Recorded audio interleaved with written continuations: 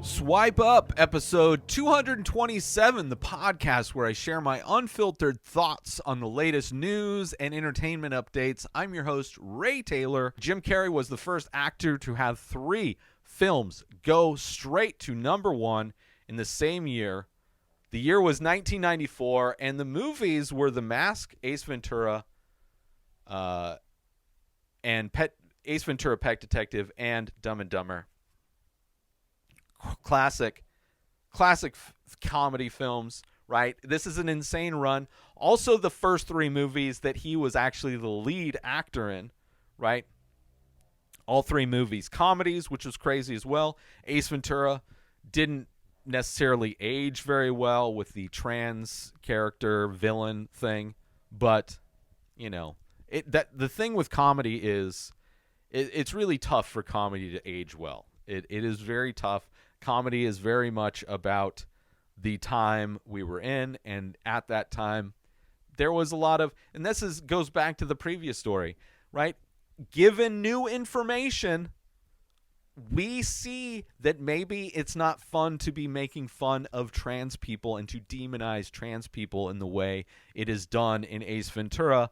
And because we are given new information, maybe we change our opinions on it versus somebody who's like, it was funny then and it's funny now. I get it. I've been infected with the woke mind virus. I was given new information, thus changing my opinion. Thus, I can't watch the movie and enjoy it the way I used to, right? Can't do it. But at the time, aside from the aspects of these movies that maybe don't hold up, I loved them. You know? And I recently did a top 5 of Jim Carrey movies, and it wasn't specifically to his comedy movies, but none of these movies showed up on that list, which is kind of crazy. This is like, I just think that speaks to the level of movies Jim Carrey does. I think he has far more hits than misses in his career, right? I think he's done amazing films from top to bottom. There's been a few stinkers, but it's so rare.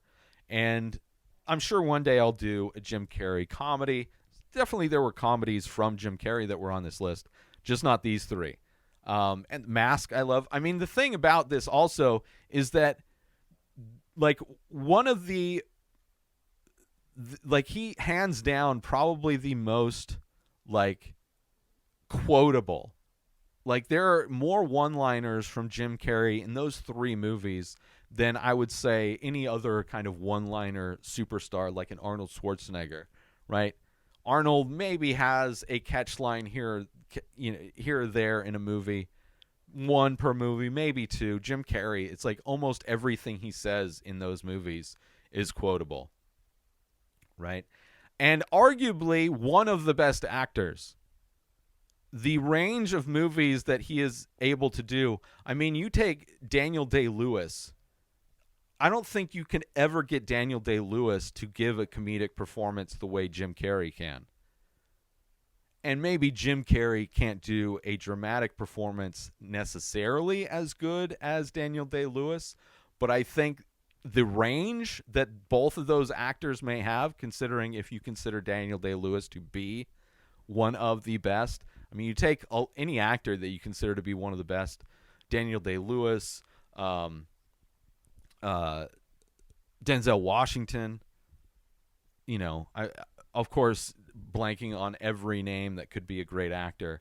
And a lot of people that are considered great actors are for dramatic performances, which I think Jim Carrey has done some amazing dramatic performances. Eternal Sunshine of the Spotless Mind, an amazing film, amazing performance from him. That is dramatic. But I think the majority of amazing dramatic actors could never pull off what Jim Carrey could do. There are many comedic actors that could never pull off what Jim Carrey could do. So I think arguably Jim Carrey, one of the best actors, but because it's comedy, doesn't get the respect as drama.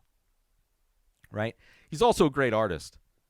now that he doesn't really do, he kind of does kids movies, which I think is where he kind of fell off. Not the biggest fan of his kids movies, but not only do I think he makes good art, but I enjoy the words of wisdom he speaks these days, where he's giving speeches or doing interviews or whatever. I just think he's a very insightful type of a guy, and I have a lot of respect for him.